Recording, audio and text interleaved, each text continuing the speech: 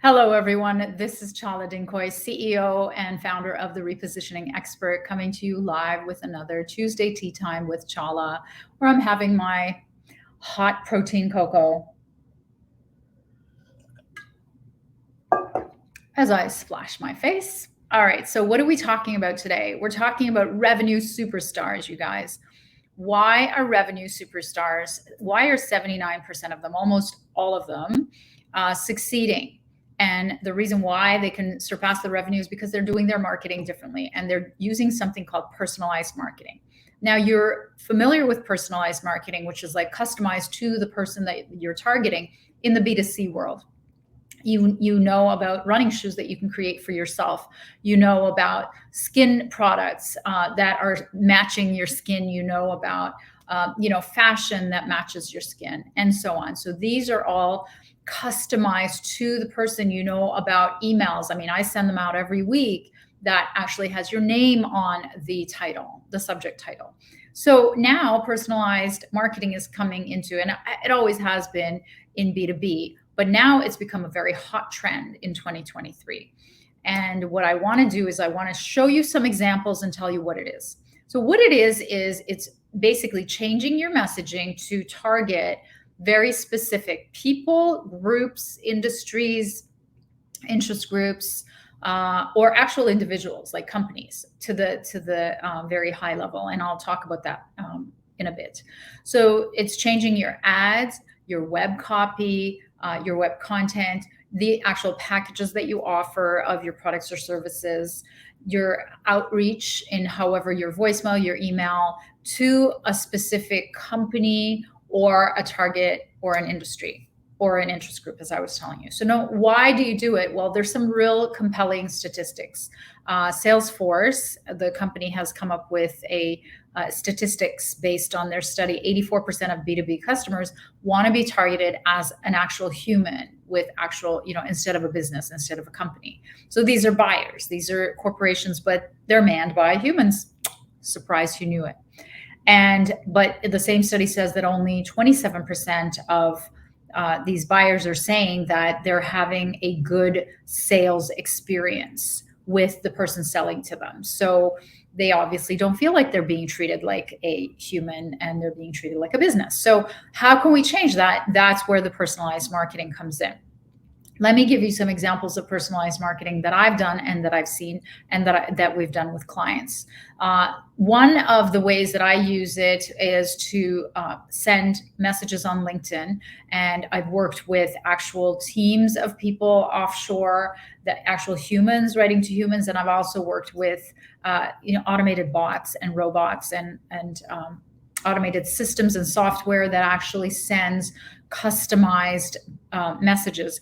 What we do differently, or what I learned from some of these companies, was to actually go into some of these LinkedIn educational rooms that offer education around the same topic that I teach and target the actual subset of the people that are there. So this kind of targeting, this personalization gets so crazy that when we go into those rooms, or the bot actually goes into those rooms and selects the names of the people that were registered, we actually mention that in the message to say, this is how we met. How did you enjoy this content? What are you still looking for, and so on. So that is just one way that we're using personalization. And DMing for people who attend the X course on LinkedIn, or the X group, or in the X geography. So everything around personalization has to do with segmenting data. And if you don't have your strategy put together in terms of who's your primary target, who's your secondary target, if you haven't done the research and the background and the strategy to be able to figure out who that is the number one place that you need to start. And then you can use personalization to actually go after them. But if you don't know who you're going after because you haven't done the strategic work to figure out who you're targeting, obviously it's going to be very difficult to target them and to personalize anything. The second example that I want to give you of personalized marketing is repurposing. So often I'll take something that I've done here, let's say Tuesday Tea Time with Chala, and the topic will be something of interest or something that I've talked to with a particular prospect, and I will record a personalized video message before sending it and putting it in front of the message that I'm sending, which could be this video. It could be a white paper. It could be a trends report. It could be a tip sheet. It could be anything at all that I've published. It could even be something that I'm curating from somebody else. So somebody else could have published it, but I can video record something as a prelude and an introduction and why it's relevant and why I'm sending it, and then still send it through. Another way that you could use personalization is you could use AI. My God, what can't you use AI in? Maybe you can use AI to take a bath now. I don't know. But I know that you can use it for this. You can use AI to drive visitors to, based on the criteria of who they are, based on the self-selecting or identifying who they are, and or some common prompts that will allow them to recognize, oh, this person is from the pharma industry, so they're going to go to this landing page. Oh, this person is from the IT industry, and they're going to go on this landing page. So you can actually use AI to do personalized marketing, because and I'm going to show you at the end, there are certain things that people are looking for to see if, is this marketing message for me? And one of the things that we always talk about when I'm polishing elevator pitches is you have to say who you're helping in terms of the industry, because people do not want to be put together with other industries. They feel like they have their own problems. They feel like they have their own language. So you have to use that. You have to use that personalization even in your elevator pitch speech. You know what I'm saying? Okay, next example of personalization is digital ads. So Google Ads can segment industries, interest groups, geographies, browsing history. I mean, it's gotten really sophisticated. Next, I want to talk about account-based marketing. I've talked and done tons of education and presentations around account-based marketing. And what that is this hyper-focused approach to prospects that are in one account, one giant whale account. And it's targeted by, for sure, industry, and it's targeted by the actual account name. And even further, it's targeted by the actual decision maker's name.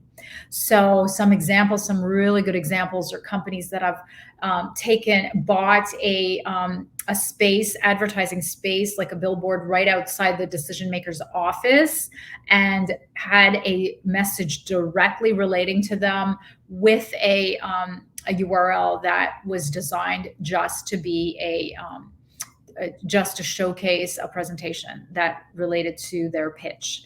Another one was a viewfinder. A company did a product unboxing on a viewfinder, which used to be one of those click-through sort of images on a little wheel.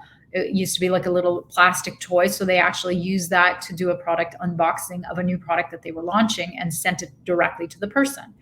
Another is lawn signs. My clients and I have used lawn signs to communicate to the actual CEO, and he actually made a video out of it. He loved it so much. The same company and I worked together to actually put together a magazine, a mock magazine, as a pitch. So all the different parts of the editorial or different, articles were all positioned as parts of the different pitch. So these are all very extremely creative and extremely expensive and focused way of pitching to a company. And that's what's called account-based marketing. And you really can't get more personalized than that, because you're literally targeting them. You're putting them in your crosshairs for a whole year if it takes that long to just get a meeting. So that's really like ultimate high level. So I want to talk to you about, in terms of research, what buyers are looking for in terms of personalization as in order of importance. So the first thing, and I want you to think about, like, when you're doing copy, so your website or your email or your sales voicemail, whatever it is. What the first thing they're looking for is mention of industry. Is this person talking about my industry? The second thing is they're looking for, is in order of importance, is my pain. Are you talking about the problem that they're facing? It's even better if it's not just an industry pain, but it's the company pain, right? It could be even more specific, and there's so many ways of finding that out. The next thing that they're looking for is the prospect's own title. And like, is it for CIOs? Is it for CFOs? Is it for CMOs? Or, is it for marketing directors? So they're looking to see, is this for me? Then they're looking at the geography. Is this for my geography? Or is this for North America? Is this for Europe? Is this for Africa? And then the last is they're looking for mention of examples of companies that you've helped that are similar to them. And this is huge. We use this all the time when we're doing pitching and when we're doing pitch meetings, pitch presentations. I use this when I'm actually doing keynotes. I show examples of companies who are exactly identical to the decision makers I'm trying to sell to in the room. So these are critical ways of personalizing your marketing. And this is the new trend, you guys. Do not miss out. And remember, one last stat I'm going to throw at you before I leave you is that personalized emails, they get a median of 122% ROI. Median means like it's the average of the highest and the lowest. So imagine how high that is when it's 122% ROI. It's almost like you're damned. I'm not going to say you're damned if you do, you're damned if you don't do it, because at that ROI, if you're sending any emails at all, you have to be personalizing it. And just watch for my newsletters every week. They are definitely personalized. Can they go even further? Absolutely. Absolutely. Can I segment further? Absolutely. There is just no limit to personalization. The ultimate limit is literally taking out a billboard in the guy's name in front of his office, outside, on the street, and then getting into a meeting with him. So I hope this gives you lots of ideas. I hope this gives you an idea of what big 2022 marketing trends are in B2B. And I hope it starts to get your juices flowing. Because if you're not personalizing, you're missing out on a lot of ROI. All right, guys, I'm going to be away next week. I'm going to be in Oklahoma, possibly roasting. Possibly, it looks like all rain. So, but I'm really excited. It's been a bucket list. I have really longtime great client who's also become a friend who's there, but I'm also going to see a brand new, amazing new client. So excited. I will tell you all about it. So I'll see you in 2 weeks, everyone. Take care.